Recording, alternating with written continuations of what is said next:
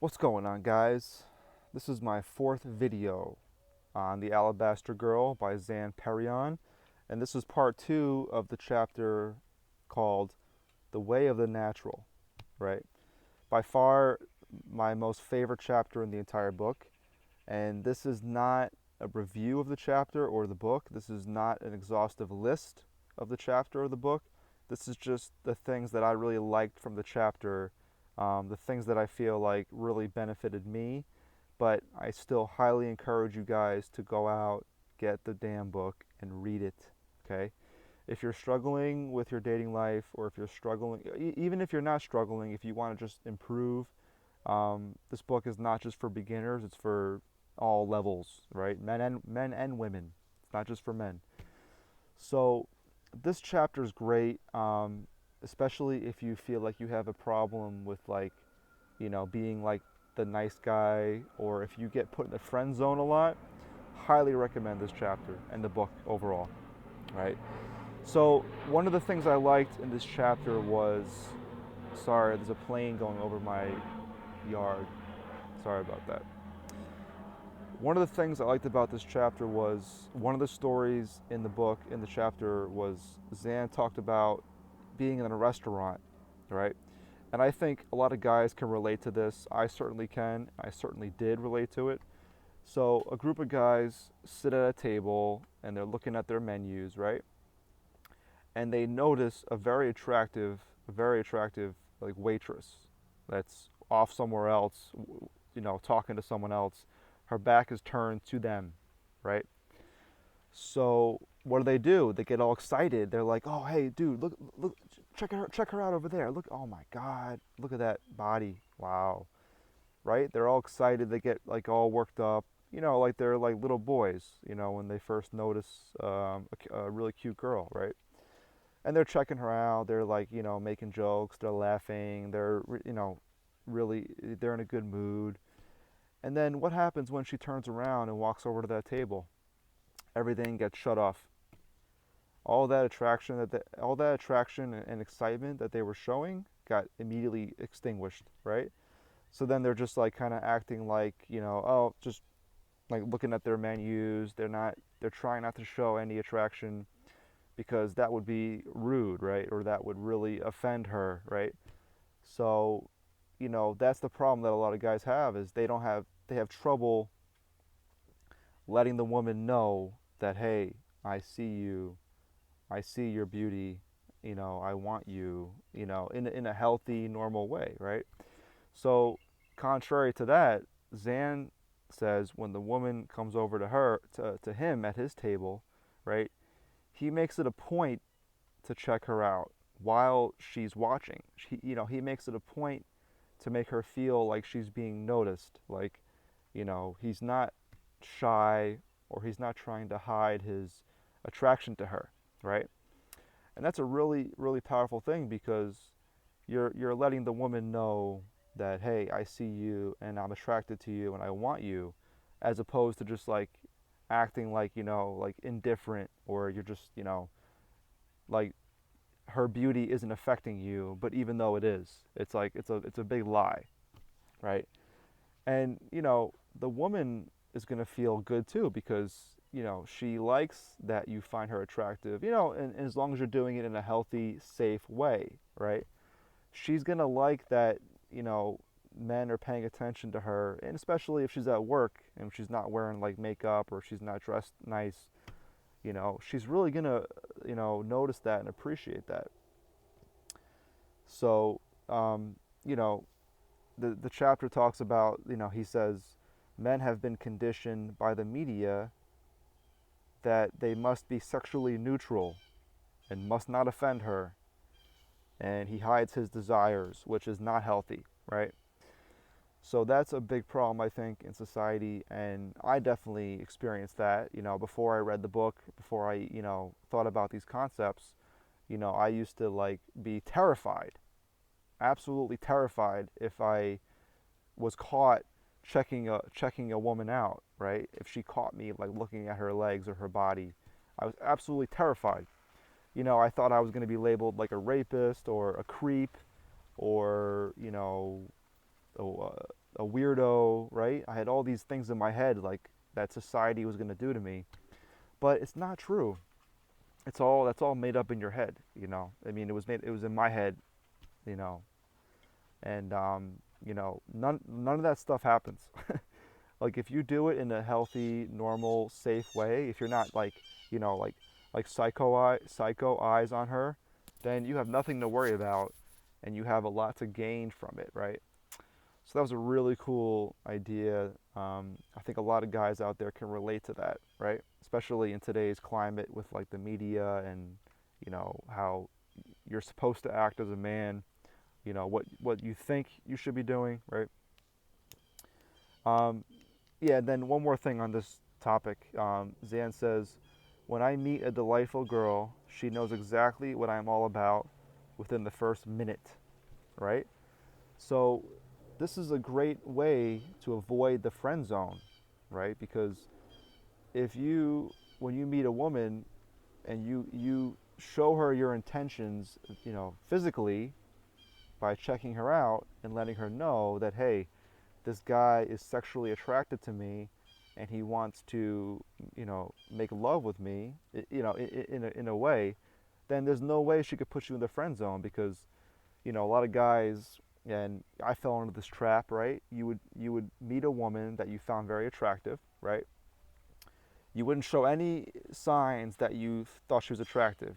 All you would do is you would try to be really nice to her and hope that she would one day, you know, want to have sex with you or want to be, you know, get intimate with you, but you never showed her physically or even verbally that you liked her, right? In that way. So that's a great way to avoid the friend zone, which I don't know about you guys, but that's somewhere I never want to be ever again in my life, right? I think we've all had experiences with that, and it's not fun. So moving on, the chapter talks about this is really relatable to me, and it's 100% on point, like to the T, right? So there's three stages of life that a man goes through regarding women, right? So the stage one is what we talked about, right? Like if you're nice, accommodating, you buy her dinners, you buy her gifts, you're always there for her, you're always, if she calls and needs you to help her move her house, you're going to cancel all your plans and go help her. You're always going to be there for her, right? And you know, you're not doing it because you're genuinely nice. You're doing it because you want to get something from her, right? You're doing it because you're hoping that she'll notice how nice you are and doing all these things, and then she'll just magically sleep with you one night, or she'll magically be in love with you the next day, right? So it's kind of like prostitution in a way because it's very transactional, and it makes the woman feel very uncomfortable if you ever do try to, you know, have a relationship with her, right? So stage two is when you know, when a guy is frustrated, you know, what he's doing is not working. You know, he's being too nice, he's being too accommodating, he's buying women all these dinners, he's buying all these gifts, and it's not working. It's not working like he thought it would. So what does he do? He gets overly bitter about the world, about women. He starts seeing the world as like it's us versus them, right?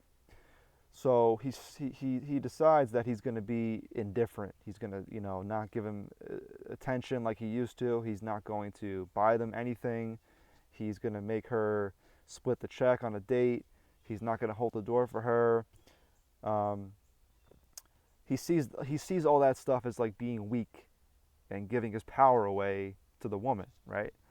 Which is a very dangerous place. That's where you see a lot of guys. They kind of give up on dating. They kind of give up on you know, not life, maybe life, but they kind of give up. They're like, you know what, screw this. I'm done with women. I don't want, you know, I'm never gonna date again. And that's a really unhealthy thing. You know, I don't know about you guys, but I don't want to live my life, you know, being jaded or, you know, hating women. That's not normal. It's not natural, right? So stage 3 is where the magic happens, right? So stage 3, you would think is like this really complicated thing that this guy goes through, and he comes out the other side as a hero, and he has to climb like 10 mountains, and he has to, seek a shaman and get like a ritual done. No. Basically, stage 3, nothing I talked about matters. Nothing in stage 1 or stage 2 matters. Nothing, supplication is no longer an issue for him. He never, he stopped seeing it as like giving his power away to women, right? He does whatever the hell he wants. Basically, what the book talks about, right? He does whatever the hell he wants. If he sees a woman he's attracted to, he goes over to her and he tells her, he finds her attractive, and whatever, however he says it, he makes it known to her that he's attracted to her, right? He pays for dinner, he opens the door, he takes her by the hand, he compliments her highly, right? He's not afraid to appear like he's being like weak or needy. None of that stuff matters anymore. And the results are that there's more women in his life, more women in his bed, more dates, higher quality dates. Because it's true, because, especially in my own experience, right? When I stop thinking about like, is this gonna make me look weak, or is this gonna make me look like needy? Then everything I did, when your mindset changes, your body, the way you move, the way you act, the way you come off as confident, everything changes, right? So if you stop seeing everything as like supplication and just being a genuinely masculine, healthy man, everything's going to change for you. You're going to have a total shift in your life experiences. So try it out, right? And the last thing I want to talk about, and then I'll let you guys go, is the concept of self-deprecating humor, right? Self-deprecating humor. So this is a really cool concept in the chapter, and I want to quote what he says. He says, self-deprecating humor is the ultimate display of confidence, right?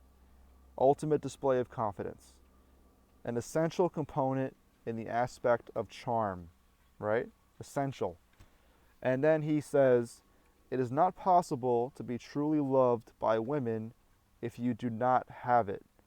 Which, I don't know if that's 100% accurate. I mean, I'm sure there's examples of guys that are horrible at this and they still have a good, dating life, right?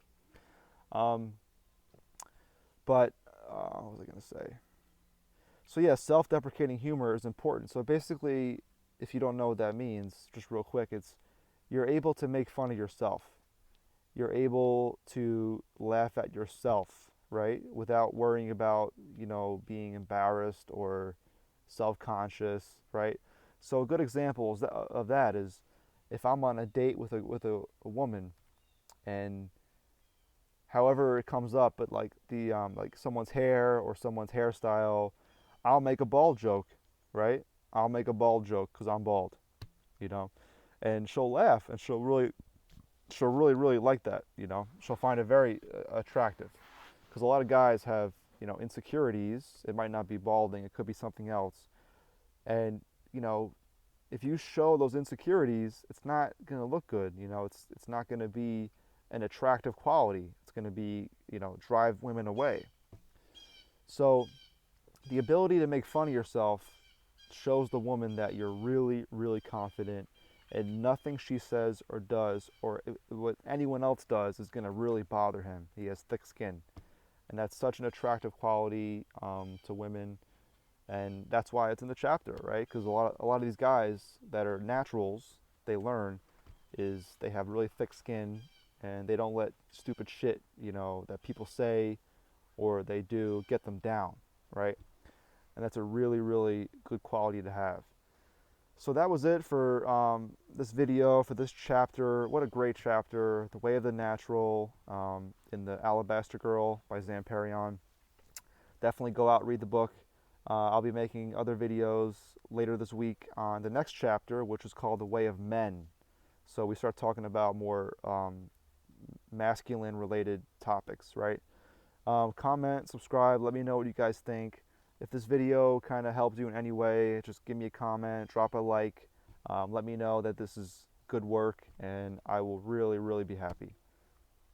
So I'll talk to you guys soon. Bye-bye.